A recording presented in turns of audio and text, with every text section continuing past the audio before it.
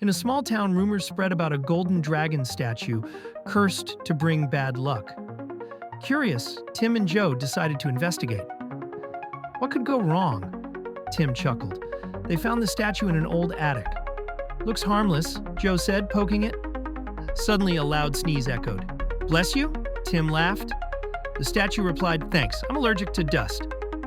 Startled, they realized the curse was just a talking statue with a cold. Guess we're safe, Joe grinned. Unless it sneezes again, Tim joked. Hit the like button, subscribe, and leave a comment to support us.